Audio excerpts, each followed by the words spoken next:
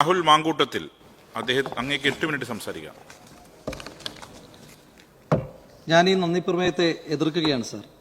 മഹാരഥന്മാരുടെ സ്മരണകൾ ഇരുമ്പുന്ന ജനാധിപത്യത്തിന്റെ പരമോന്നതമായ ഈ ശ്രീകോവിലിൽ എനിക്ക് സംസാരിക്കുവാൻ ഒരു അവസരമുണ്ടാക്കി തന്ന പാലക്കാടൻ ജനതയോടുള്ള നന്ദി ഈ അവസരത്തിൽ ഞാൻ രേഖപ്പെടുത്തുന്നു. ഉയർന്ന അഭിമാനബോധത്തോടു കൂടിയിട്ടാണ് സാർ ഞാനിവിടെ നിൽക്കുന്നത്. കാരണം ഞാൻ തോൽപ്പിച്ചത് വർഗീയതയാണ്.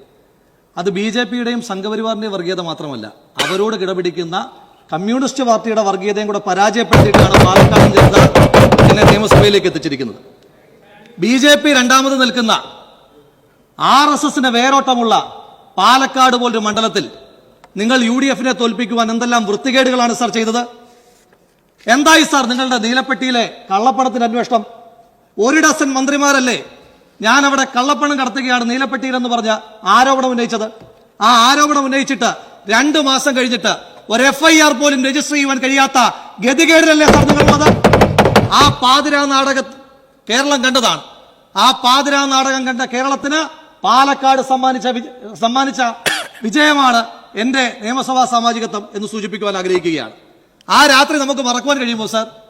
MB രാജേഷ് ഏതാ, DV രാജേഷ് ഏതാ എന്ന് കേരളത്തിന് മനസ്സിലാക്കാൻ കഴിയാത്ത രീതിയിൽ ഒരു സിനിമയിൽ ശ്രീനിവാസനും തിലകനും യാത്ര ചെയ്യുമ്പോൾ പറയുന്നുണ്ട് നമ്മുടെ രണ്ടിന്റെ ശബ്ദം ഒരുപോലെയാണെന്ന്. എന്നാൽ പാലക്കാട്ട് VV രാജേഷിന്റെ MB രാജേഷിന്റെ ശബ്ദം ഒരുപോലെയല്ലായിരുന്നു സാർ, ഒന്ന് തന്നെയായിരുന്നു സാർ. ആ രാത്രിയിൽ ആ നിങ്ങളുടെ സഖ്യത്തെ പരാജയപ്പെടുത്തിയിട്ടാണ് ഇവിടെ വന്നു നിൽക്കുന്നത്.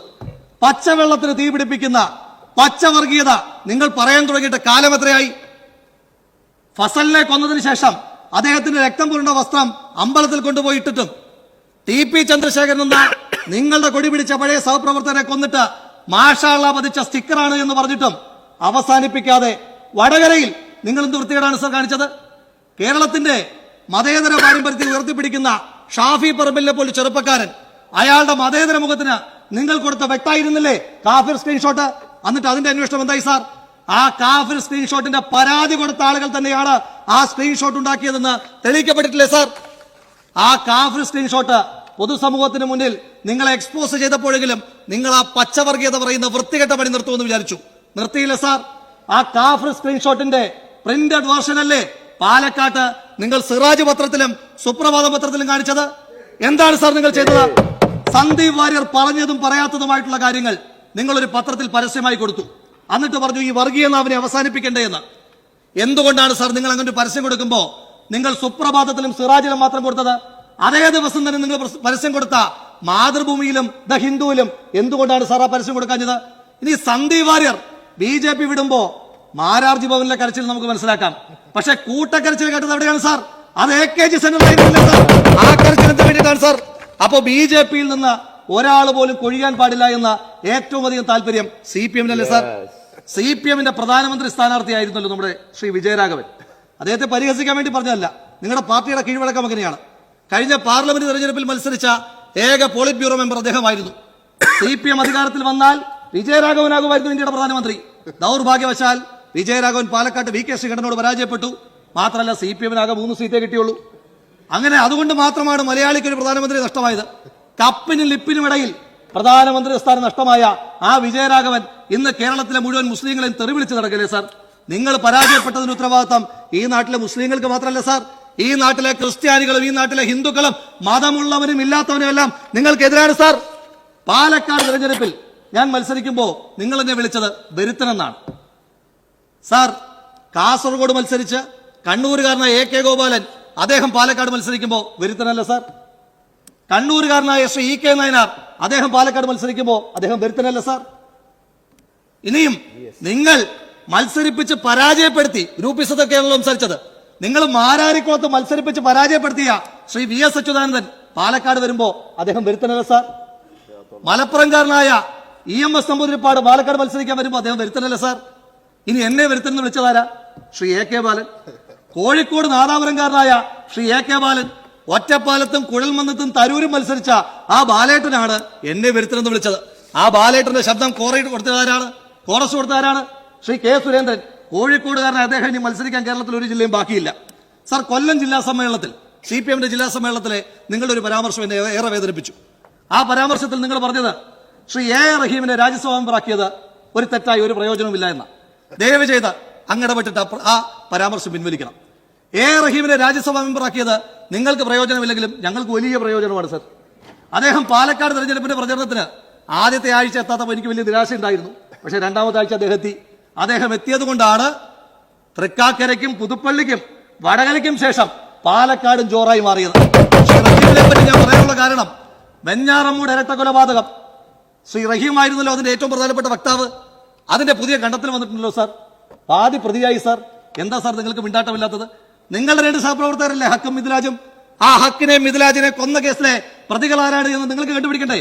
ഞങ്ങളുടെ 2 സഹപ്രവർത്തകർ ശരത് ലാലും കൃപേഷും കൊല്ലപ്പെട്ടപ്പോ അതിനകത്തെ പ്രതികളായ CPM നേതാക്കന്മാർ അവരുടെയൊക്കെ വീട്ടിൽ കല്യാണവും മരണവും അടക്കമുള്ള വിശേഷം ഉണ്ടാകുമ്പോൾ പോലും പുറത്തിറക്കാത്ത രീതിയിൽ ഞങ്ങൾ ജാഗ്രതയോടുകൂടി നിയമപോരാട്ടം നടത്തിയവരാണ്. ആ അഭിമാനബോധത്തോടു കൂടിയിട്ടാണ് സാർ പറയുന്നത്. ഈ പാലക്കാട്ടെ പറ്റി പറയുമ്പോ ഒരു തുള്ളി വെള്ളത്തിന് പൊന്നും വില കൊടുക്കുന്ന പാലക്കാടൻ ജനത, ആ പാലക്കാടൻ ജനതയ്ക്ക് അവിടെ ജലചൂഷണത്തിന് വേണ്ടി ഒയാസിസ് എന്ന് പറഞ്ഞൊരു കമ്പനിയെ പറഞ്ഞയച്ചിരിക്കുകയാണ് സാർ. ആ കമ്പനിയെ പറഞ്ഞയച്ചിരിക്കുന്നത് പാലക്കാട് തെരഞ്ഞെടുപ്പിന് ചെലവഴിച്ച പണത്തിന്റെ ഉപകാരസ്മരണയ്ക്ക് വേണ്ടിയിട്ടാണോ? മാനേജിംഗ് ഡയറക്ടർ കള്ളപ്പണ കേസിൽ പ്രതിയായിട്ടുള്ള പഞ്ചാബ് സർക്കാർ നിരോധിച്ച ഡൽഹിയിൽ മദ്യഴിമതിയിൽ പങ്കാളിയായ ആ കമ്പനിയെ പറ്റി ഇറക്കിയിരിക്കുന്ന ഉത്തരവൊന്ന് വായിച്ചു നോക്കണം സാർ. ആ കമ്പനിയെ പറ്റി പാടിപ്പോറ്റുന്ന ശ്രീ MP രാജേഷിനെ കാണുമ്പോ ശ്രീ പിണറായി വിജയന് പൂവരണി നമ്പൂതിരി പോലെയാണ് ഒയാസിസ് എന്ന് പറയുന്ന കമ്പനിക്ക് ശ്രീ MP രാജേഷ് എന്ന് സൂചിപ്പിക്കുവാൻ ആഗ്രഹിക്കുകയാണ് സാർ. പറഞ്ഞത് ഒയാസിസിനെ കൊണ്ടുവന്ന ബ്രൂവറി തുടങ്ങുന്നത് കാർഷിക മേഖല മെച്ചപ്പെടുത്താൻ വേണ്ടിയിട്ടാണെന്ന്. അപ്പൊ ഇനിയും തൊട്ട് എന്താണ് സാർ ഞങ്ങൾ പാലക്കാട് നെൽപ്പാടത്ത് വെള്ളത്തിന് വരെ കള്ളൊഴിച്ചാൽ മതിയോ സാർ? ഇനി പാലക്കാട്ടെ കർഷകരോട് നിങ്ങൾക്ക് ആഭിമുഖ്യമുണ്ട് എങ്കിൽ പാലക്കാട് കാർഷിക പാക്കേജ് നടപ്പാക്കണം സാർ.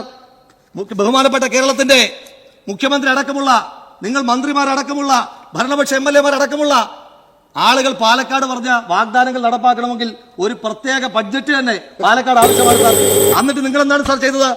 പാലക്കാടിന് കാർഷിക ഗ്രാമീണ റോഡുകൾ അനുവദിക്കുമ്പോൾ ഭരണപക്ഷ MLA-മാർക്ക് 8 കോടി, പാവപ്പെട്ട പാലക്കാടിന് 4 കോടി മാത്രമേ ഉള്ളൂ സാർ. ഇവിടെ എല്ലാ MLA-മാരെയും തുല്യരായി പരിഗണിച്ച ശ്രീ ഉമ്മൻചാണ്ടി എന്ന് പറയുന്ന വലിയ മനുഷ്യൻ നിങ്ങൾ ഓർക്കണം. അതുകൊണ്ട് തന്നെയാണ് സത്യമായി ഈ മനുഷ്യൻ നീതിമാനായിരുന്നു എന്ന് അദ്ദേഹത്തിന്റെ കല്ലറയിൽ എഴുതി വെച്ചിരിക്കുന്നത്. ഇനിയും ഇന്ന് വന്നിരിക്കുന്ന ഒരു പരാമർശമുണ്ടല്ലോ, ഞാനൊരു കവിത ചൊല്ലുകയാണ്. രോഗദുരിതകാലവും കാലവർഷകെടുതിയും ആയിരങ്ങളെ കവർന്ന നാളിൽ നീ തളർന്നില്ല എന്നാണ് നമ്മുടെ പൂവത്തൂർ ചിത്രസേനൻ ശ്രീ പിണറായി വിജയനെ പറ്റി പറഞ്ഞത്. ശരിയാണ്, തളരാതെ ഇരുന്ന കൊള്ളയടിച്ചതിന്റെ കണക്കുകൾ CAG റിപ്പോർട്ടിലൂടെ പുറത്തു വന്നിരിക്കുകയാണ്. ബഹുമാനപ്പെട്ട മുഖ്യമന്ത്രി അദ്ദേഹത്തെ പറ്റി പാടിപ്പുകഴ്ത്തുവാൻ വേണ്ടി പൂവരണി നമ്പൂതിരിയും പൂവത്തൂർ സതീശനും ഒക്കെ പൂവത്തൂർ ചിത്രസേനനും ഒക്കെ പറയുന്നത് അദ്ദേഹം കാറ്റിൽ പറക്കുന്ന കഴുകനാണ്, അദ്ദേഹം തീയിൽ പായുന്ന കുതിരയാണ്, അദ്ദേഹം സൂര്യനാണ്, അദ്ദേഹം കനൽത്തരിയാണ്. എനിക്കൊരു കാര്യം കേരളത്തിന്റെ മുഖ്യമന്ത്രിയോട് പറയാനായിട്ട്, ഈ പാടിപ്പുകഴ്ത്തുന്നവരെല്ലാം അങ്ങേ അപമാനിക്കുകയാണ്. ഈ പാടിപ്പുകഴ്ത്തുന്ന ഒരാൾ പോലും അങ്ങൊരു മനുഷ്യനാണ് എന്ന് പറയുവാൻ തയ്യാറാകുന്നില്ല എന്നുള്ള കാര്യം അങ്ങനെയെങ്കിലും ഒന്ന് തിരിച്ചറിയണം എന്ന് മാത്രം സൂചിപ്പിച്ചുകൊണ്ട് പാലക്കാടിനോടടക്കം കാണിക്കുന്ന അവഗണന, ആ അവഗണന ഈ സർക്കാരിന്റെ നയമായി മാറ്റുമ്പോ ഈ നന്ദി പ്രമേയത്തെ ഞാൻ എതിർക്കുകയാണ്. ശ്രീ PT റഹീം, അങ്ങേക്ക് 10 മിനിറ്റ്. Point of order.